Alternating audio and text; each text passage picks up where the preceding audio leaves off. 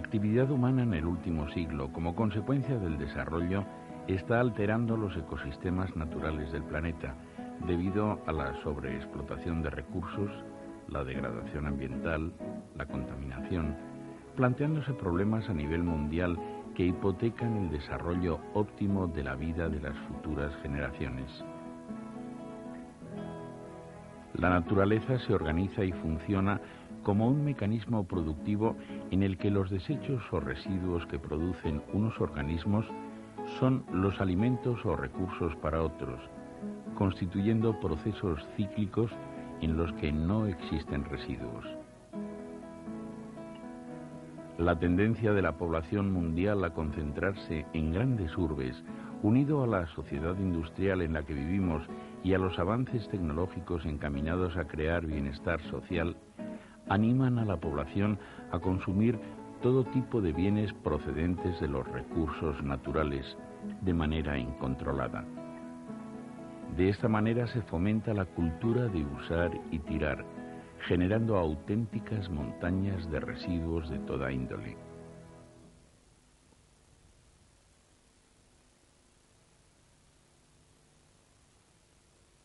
Recursos son aquellos bienes de la naturaleza potencialmente útiles para el hombre. Estos se clasifican en renovables, potencialmente renovables y no renovables.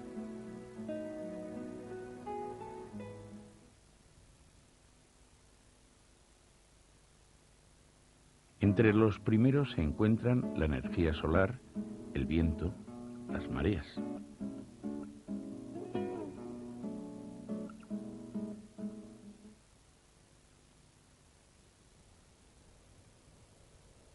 Los recursos potencialmente renovables son aquellos que exigen no sobrepasar el rendimiento sostenible de los mismos, ya que en caso contrario se produce la degradación ambiental. Entre estos recursos se encuentran el aire, el agua, el suelo, los vegetales y animales.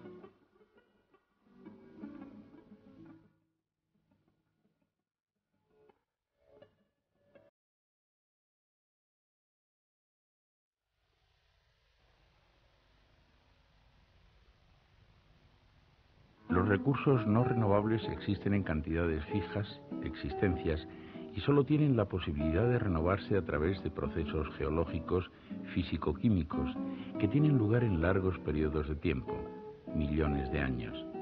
Entre ellos se encuentran los combustibles fósiles, petróleo, gas natural, carbón, minerales metálicos, hierro, cobre, aluminio, minerales no metálicos, arcillas.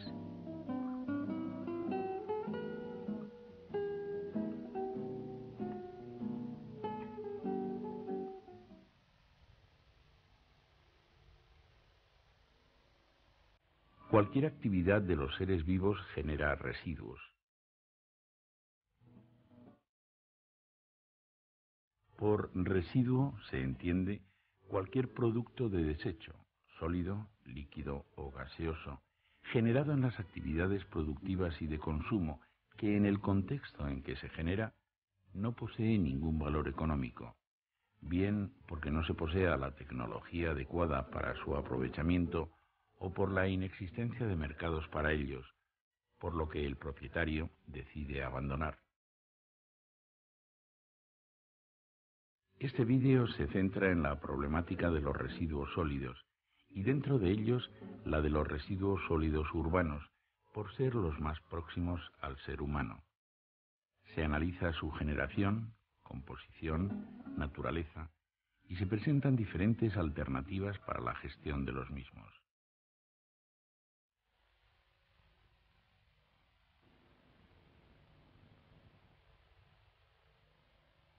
Los residuos sólidos urbanos, RSU, o también residuos domésticos, son los generados en los hogares, materia orgánica, envases de papel, cartón, vidrio, plásticos, metálicos y otros, aunque también se incluyen en esta denominación los generados en las distintas actividades de los núcleos de población, tales como comedores colectivos, centros sanitarios, oficinas, comercios. Las sociedades industrializadas producen alrededor de 1,2 kilogramos de residuos sólidos urbanos por habitante. No obstante, estos residuos sólidos urbanos representan una parte muy pequeña del total de residuos sólidos.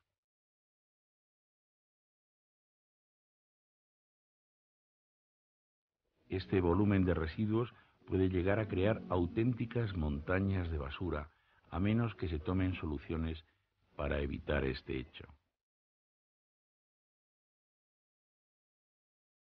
Los residuos sólidos urbanos pueden considerarse actualmente como nuevos yacimientos de materia y energía si se gestionan adecuadamente. La composición media de los residuos sólidos urbanos de una ciudad muestra que el mayor porcentaje corresponde a la fracción orgánica, seguida de los envases. Los residuos de envases fabricados de todo tipo de materiales, papel, vidrio, plástico, metales, poseen en sí mismos una riqueza potencial para convertirse en materia prima de otros procesos productivos.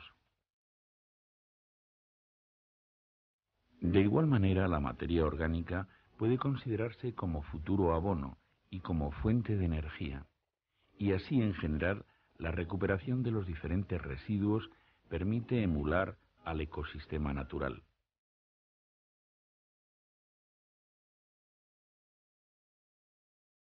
La gestión de los residuos sólidos urbanos se sustenta en la legislación como consecuencia de la política de la Comunidad Europea en esta materia. La Ley Española 10/1998 del 21 de abril de residuos adapta a nuestro derecho interno la Directiva Europea 91/156, estableciendo un marco general para los residuos.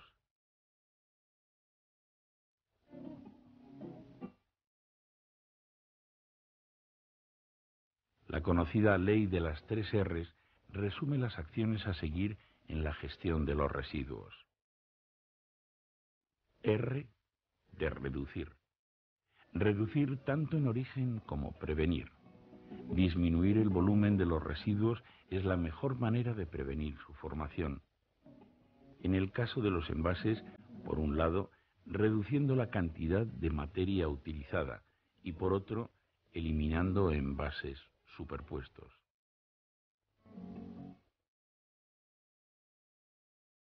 R de reutilizar. La reutilización es una buena práctica medioambiental que permite una disminución de residuos por unidad utilizada.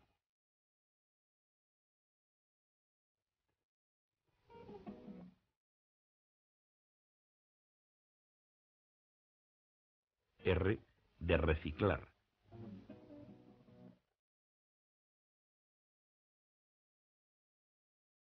Reciclar es dar una nueva vida al residuo incorporándolo a la vida útil.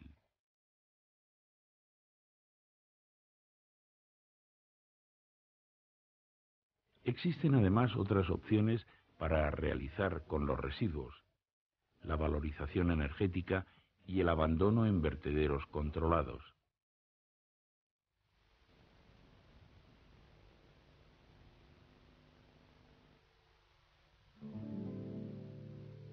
La valorización energética es un proceso que permite recuperar la energía que poseen los residuos. Depositar en un vertedero supone abandonar los residuos de manera controlada.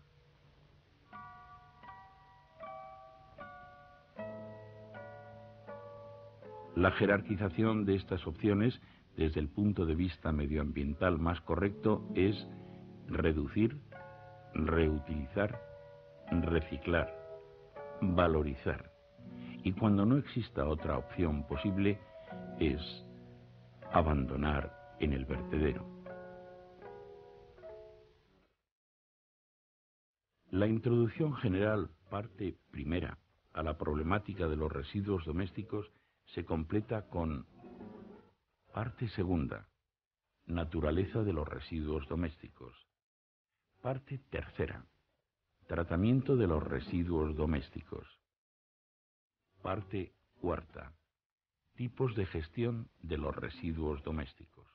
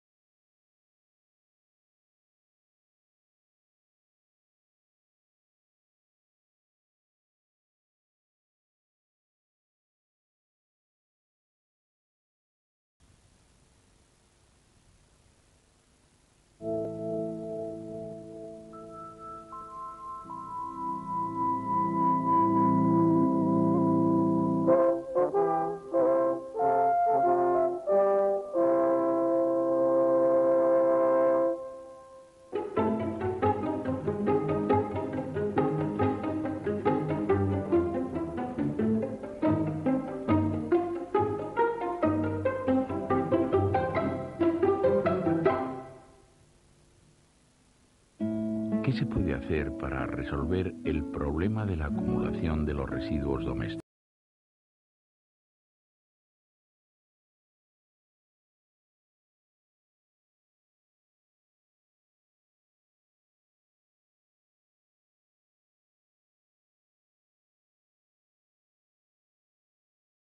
Es necesario conocer primero su naturaleza, características y valor potencial de los mismos. De esta manera, las montañas de residuos podrían considerarse como nuevos yacimientos de materias primas. El tratamiento que vaya a darse a los residuos ha de ser el más respetuoso con el medio ambiente, es decir, aquel que origine el menor impacto ambiental.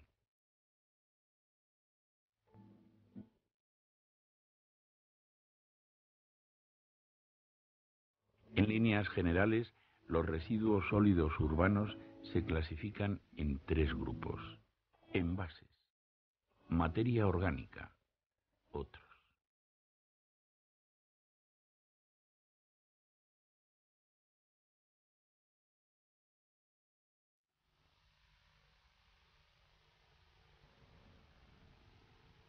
Los envases representan una parte importante de los residuos sólidos urbanos, alrededor del 30%. Existe una gran variedad de materiales utilizados en la fabricación de envases que van desde el papel cartón, plásticos diversos, vidrios, acero, aluminio, hasta otros de carácter multimaterial o complejos, como los conocidos Tetra Brick. Analicemos primero su naturaleza, los recursos naturales de los que proceden y los tratamientos a los que pueden someterse para conseguir su eliminación, aprovechando el potencial material o energético que poseen.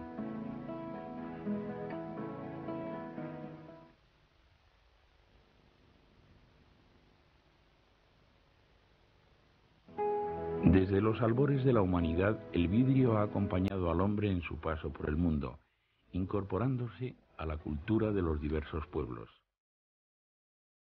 Como envase, el vidrio, junto a la cerámica, es el material más antiguo en el embalaje y acondicionamiento de los productos, dadas sus propiedades.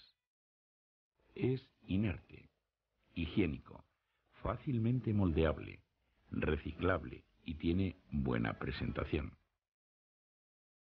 Las materias primas utilizadas en la fabricación del vidrio son arena, sosa y caliza, además de otras secundarias.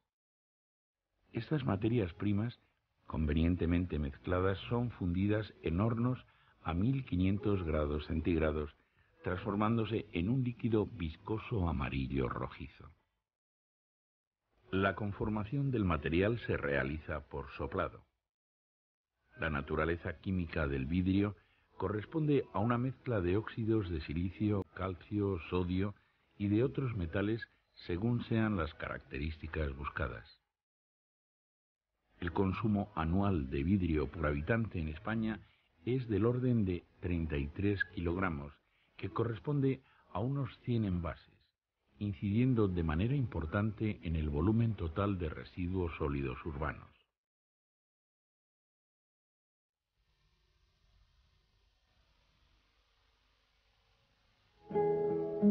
El papel es un material que desde hace aproximadamente 2 milenios ha acompañado al hombre en su evolución económica y social. Con los avances tecnológicos, el hombre ha sabido transformar el recurso natural, la madera, para su beneficio, adaptándolo a sus necesidades.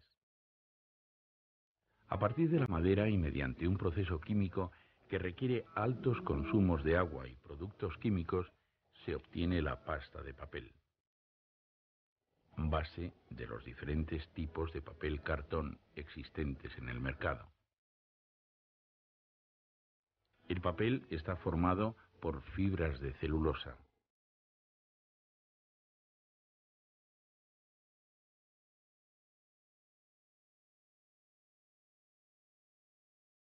España es el séptimo productor de papel cartón de la Unión Europea, con un consumo anual por habitante de 141 kilogramos en sus diferentes formas comerciales: papel prensa, envases, embalajes, incorporándose una vez finalizado su uso a los residuos sólidos urbanos. Su contribución en los residuos sólidos urbanos es del orden del 25% en peso.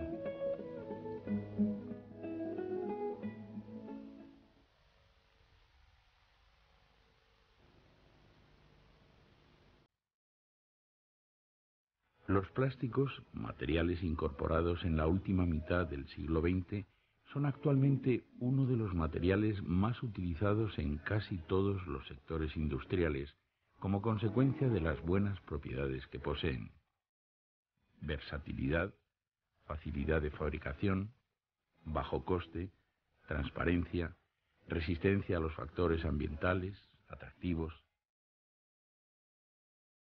La industria del envase y embalaje, aprovechando estas propiedades, incorpora cada día más los plásticos en su sector, adquiriendo estos cada vez más importancia en el volumen y composición de los residuos sólidos urbanos. El recurso natural a partir del cual se fabrican los plásticos es el petróleo. Mediante transformaciones químicas con aporte de energía y posterior incorporación de aditivos, se obtienen los productos base de la industria de plásticos. La composición química de los plásticos corresponde a la de los materiales polímeros, es decir, son compuestos orgánicos formados por largas cadenas hidrocarbonadas, carbono, hidrógeno y algunos otros elementos. El sector de transformación de plásticos se encarga de dar las diferentes formas a los mismos, necesitando para ello energía.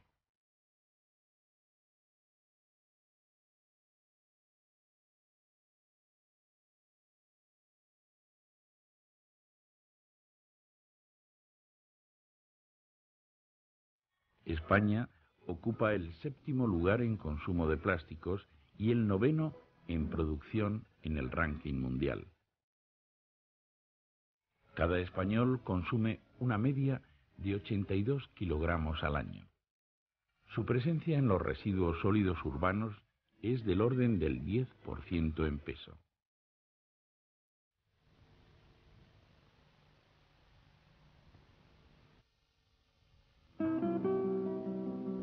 El acero estañado, conocido como hojalata, es otro de los materiales con que se fabrican envases.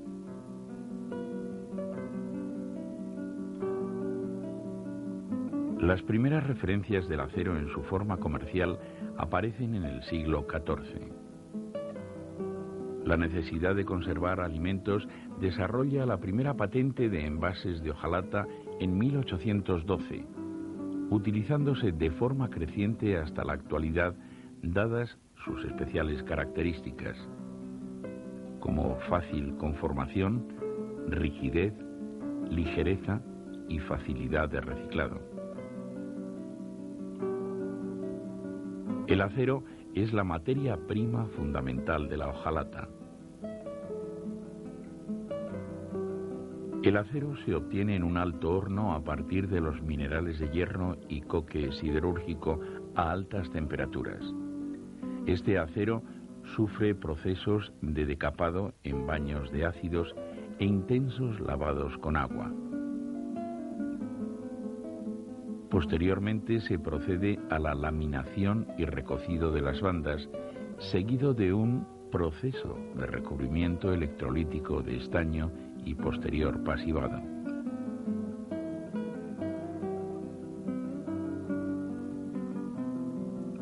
España produce alrededor del 10% del total de hojalata fabricada en la Unión Europea. La práctica totalidad de hojalata fabricada se destina a envases, cifrándose en 10 kilogramos por habitante y año el consumo en España.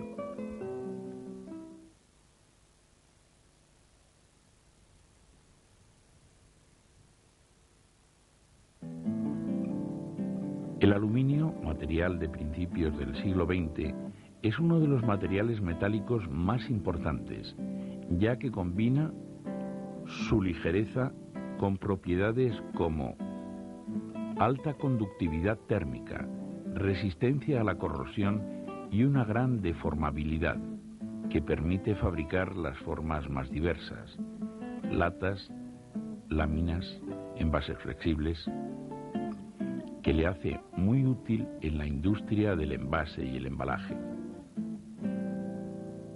El aluminio se obtiene mediante un proceso electrolítico de la alúmina que previamente se obtiene del mineral bauxita. Aproximadamente se necesitan 4 toneladas de bauxita para obtener 2 toneladas de alúmina, de la cual se obtiene 1 tonelada de aluminio metal. El consumo energético en la fabricación de aluminio es alto, 13.500 kilovatios hora por tonelada de metal. El sector del envase y embalajes representa el 16% del consumo total de aluminio en España. El consumo de botes de aluminio en España es del orden de 30 por habitante y año.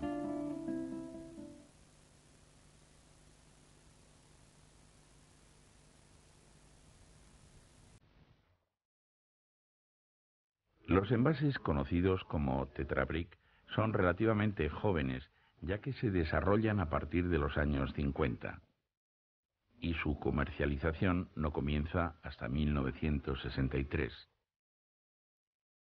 Se caracterizan por ser envases multimateriales, formados por láminas de cartón, aluminio y plástico.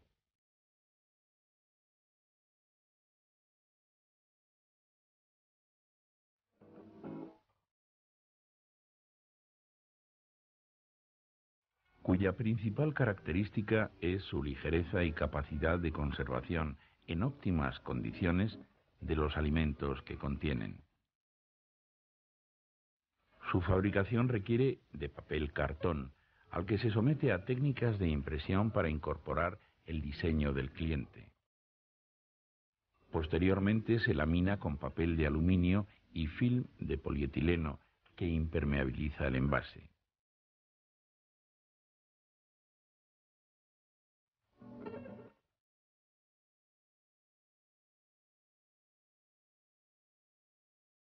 Más de 100 millones de litros de bebidas se envasan a diario en Europa en este tipo de envase. En España se consumen alrededor de 4.600 millones de estos envases, correspondiendo a unos 115 envases al año por habitante, alrededor de 3 kilogramos por habitante y año.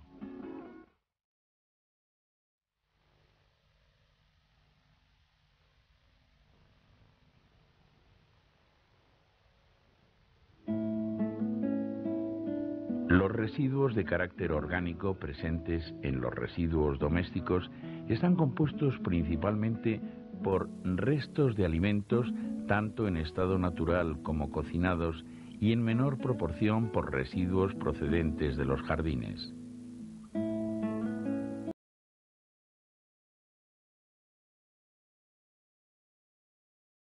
La cantidad y tipo de estos residuos varía de forma notable según sea la zona geográfica de recogida y la estacionalidad.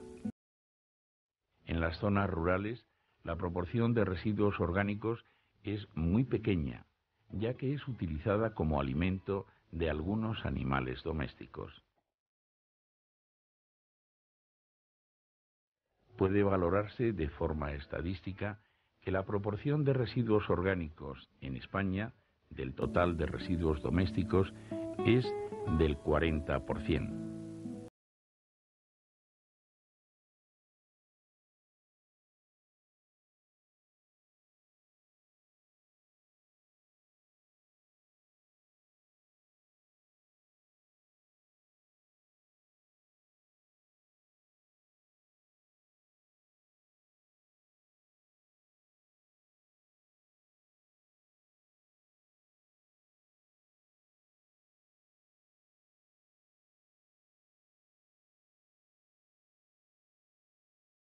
Así se encuentran restos de hortalizas, de frutas, de carnes y pescados, cereales. La materia orgánica tiene un interesante valor económico. Como se verá en la parte tercera del vídeo, los residuos orgánicos de origen doméstico pueden transformarse en gas combustible, abono natural.